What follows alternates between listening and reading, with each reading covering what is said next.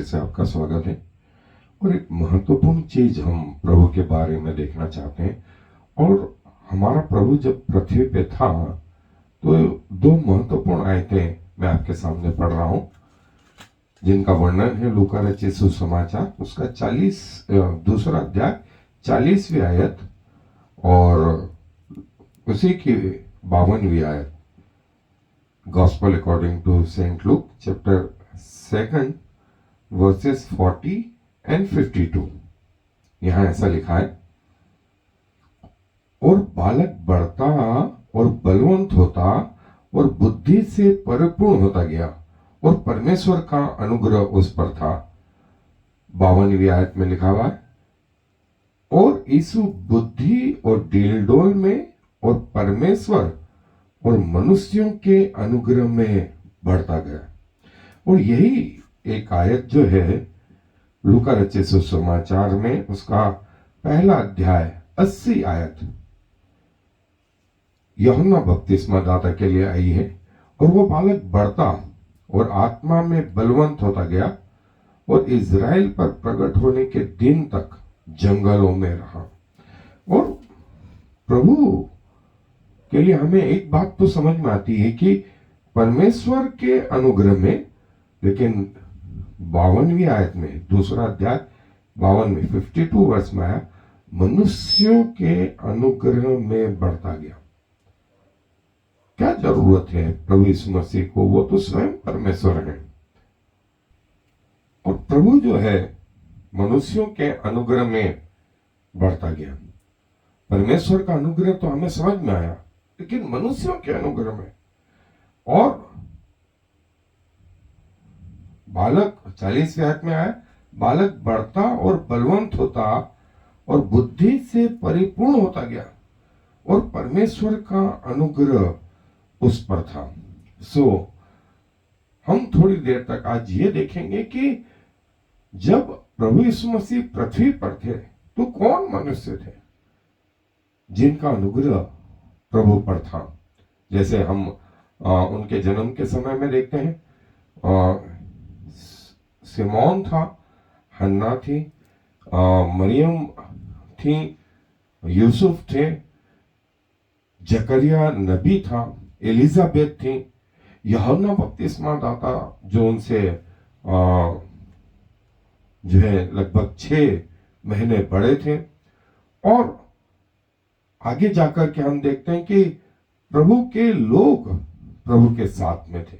लेकिन इसके विपरीत एक बड़ी लिस्ट थी जो प्रभु के विरोध में थी और जिनका भरपूरी से शैतान ने उपयोग करा। इसलिए नहीं, लेकिन इन लोगों ने अपने आप को शैतान का होने के लिए समर्पित कर दिया।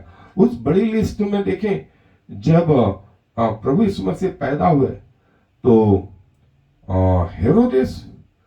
हेरोदेस के साथ में वे यरूशलेम के वे लोग, वे महायाजक याजक, वे जो है बैतलहम के लोग जाके हर दरवाजे यूसुफ के लिए और मरियम के लिए बंद कर दिए गए। फिर अगुस्तुस कैसर के समय में प्रभु यीशु मसीह दुख उठाते रहे और उसी समय यह आज्ञा भी निकली थी कि नाम लिखाई जाए। ये नाम लिखाई अगस्तुस कैसर को किसने उभारा? शैतान ने। प्रभु यीशु मसीह के थ्रू जीवन में देखे आप, समाज उनके विरुद्ध रहा, यहूदी लोग उनके विरुद्ध रहे, शास्त्री फरीसी याजक लोग उनके विरुद्ध रहे, यहूदा इस्करियोती उनके विरुद्ध रहा, घर के लोग उनके साथ में नहीं थे। पिलातुस, हन्ना, कैफा, ये सब लोग उसके विरुद्ध में आ गए। और एक ग्रुप शैतान का था तो एक ग्रुप प्रभु यीशु मसीह के लोगों का था। आज भी वैसे ही पूरा संसार बटा हुआ है। कई लोग प्रभु के साथ में हैं, फेवर में हैं, और कई लोग उसके विरुद्ध में हैं।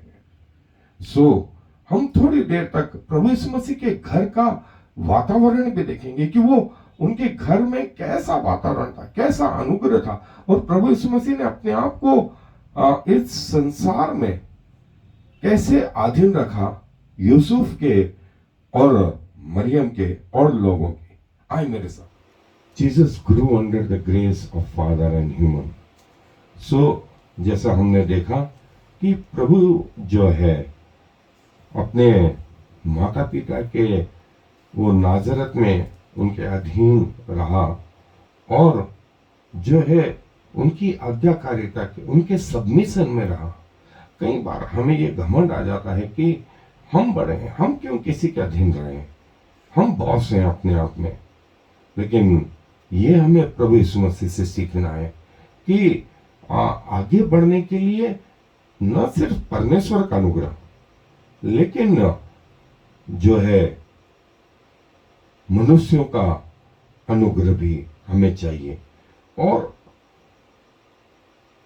फिर उसके बाद में जो है लिखा हुआ है दूसरे अध्याय की 40वीं आयत में भी कि परमेश्वर का अनुग्रह उन पर तो था और वो आगे बढ़ रहे थे, वो आगे बढ़ रहे थे। सो पौलुस के लिए, पतरस के लिए, चेलों के लिए और ये आज हम सब के लिए भी एक लेसन है कि न सिर्फ ज्ञान में वरन उम्र में और प्रभु के अनुग्रह में जो है बढ़ते जाए और जो है न सिर्फ प्रभु के ज्ञान में, उम्र में, अनुग्रह में, परमेश्वर पिता के और मनुष्य के अनुग्रह में हमें बढ़ने की आवश्यकता है, सबमिशन की आवश्यकता है। और यीशु मसीह के लिए लिखा गया है कि वे नाजरत में अपने पिता का जो है हाथ उनके कारीगरी में बटाने लगे और जो है कैसा ये बच्चा होगा इस विषय में जो है कई लोगों की, जैसे यूहन्ना के विषय में भी आया है जो हमने पहला अध्याय लूका रचित सुसमाचार का 80 आयत में पढ़ा है कि यूहन्ना भी जो है परमेश्वर के अनुग्रह में बढ़ता रहा। एक मसीह जीवन जो है बढ़ते रहने का जीवन है। और अपनी प्रोफेशनल लाइफ में ये मुझे बताया गया है कि जिस दिन आप ऐसा समझ लो कि हमें कुछ आता है तो वो आपके जीवन का अंतिम दिन है, जब आपकी सर्वश्रेष्ठ ऊंचाई आ गई। उसके बाद आपका ग्राफ नीचे गिरना ही, क्योंकि आपको ये तो मालूम पड़ गया कि मुझे आता है।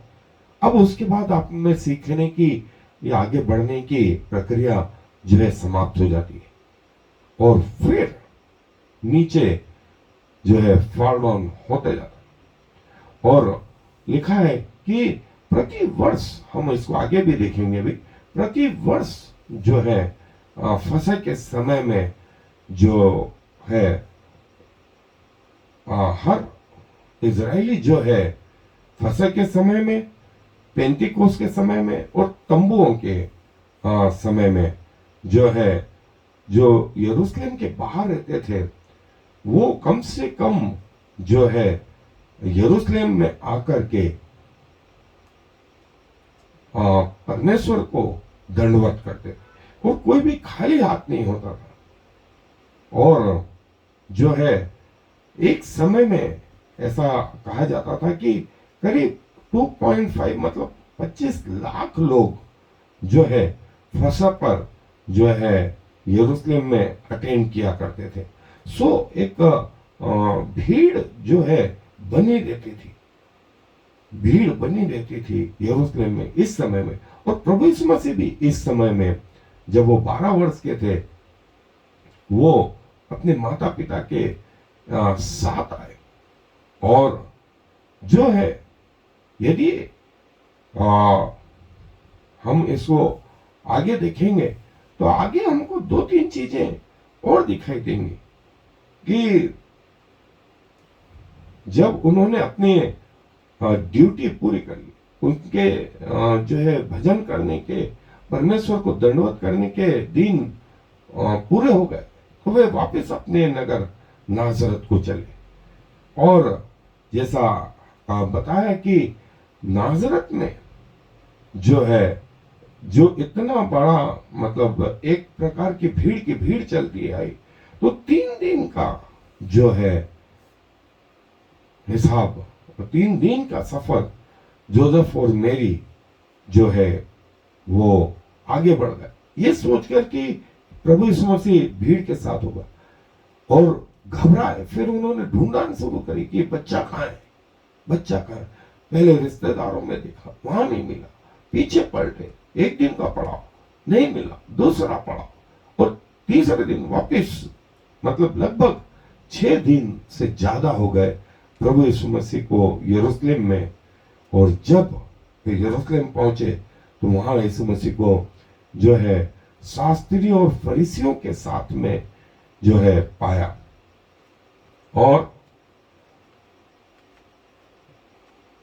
एक बिजी लाइफ में जो है वहां जो है 2 चीज होती थी शास्त्रियों और फरीसियों से बात करने के लिए।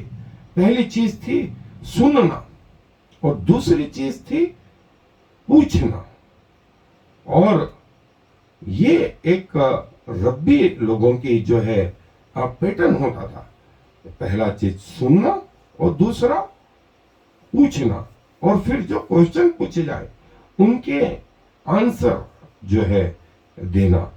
और माता और पिता जो है दोनों वहां आए, और प्रभु यीशु मसीह से कहा उन्होंने, माता ने कहा कि यहाँ हमको पहली बार माता का गुस्सा जो है प्रभु यीशु मसीह के प्रति ये देखने को मिलता है कि मैं और तेरा पिता जो है तुझे उड़ते हुए ढूंढ रहे हैं, और तू है कि यहाँ हमारे से दूर।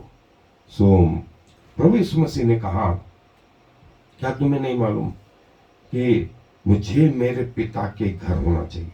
देखिए 2 पिता आए, 2 पिता इस मंदिर में, और एक सांसारिक पिता और एक आत्मिक पिता। और प्रभु यीशु मसीह ने आत्मिक पिता के बारे में भी, जैसा हमने देखा कि प्रभु यीशु मसीह अपने आत्मिक पिता के बारे में और अपने सांसारिक पिता के बारे में भी बात करते हैं। सो प्रभु यीशु मसीह जो है आगे बढ़ते हैं, और ये हमें शिक्षा देते हैं कि हमें भी मसीह जीवन में लगातार आगे बढ़ते रहना चाहिए। ये घमंड कि मुझे कुछ आता है, मैं अच्छा प्रचार कर सकता हूँ, मैं अच्छा गा सकता हूँ, मुझे में ये है, मुझे में पैसा है, मेरे पास संसार के ओहदे हैं, ये बिल्कुल नहीं। वरन प्रभु के चरणों में अपनी मृत्यु तक बैठना सीखें, और प्रभु हमारी मदद करेंगे। सो आए प्रभु जी आपके विषय में धन्यवाद से हमारे हृदय भरे में। आप हमारे जो आदर्श हैं प्रभु, आप बताते हैं कि जब आप पृथ्वी के जीवन में थे, आपने न सिर्फ अपने आप को अपने माता पिता के अधीन किया, वरन लोगों के अधीन किया, और उनके अधीन आज्ञाकारिता सीखी, और पृथ्वी के नियम अपने जाने, पृथ्वी के हर बातों को, लोगों के दुख और सुख को भी आपने महसूस किया। सो खुदावंत, यदि आपके लोग आज दुखित होते हैं तो आप हमारे साथ होते हैं, आप हमारे इन मर्मों को समझते हैं। धन्यवाद प्रभु इस लेसन के लिए कि आप जो है परमेश्वर के और मनुष्यों के अनुग्रह में बढ़ते गए, और आप चाहते हैं कि आपके लोग भी जो है नम्रता का जीवन, दीनता का जीवन, अधीनता का जीवन और आगे बढ़ते रहने का जीवन जिए। धन्यवाद प्रभु हमारी सहायता करने के लिए। सारा आदर आपको देते हुए इस विनती को प्रभु यीशु मसीह के नाम से मांग लेते हैं, आमीन और फिर आमीन। Shema Yisrael Yahweh Eloheinu Yahweh Echad Hear, O Israel, the Lord is our God, the Lord alone.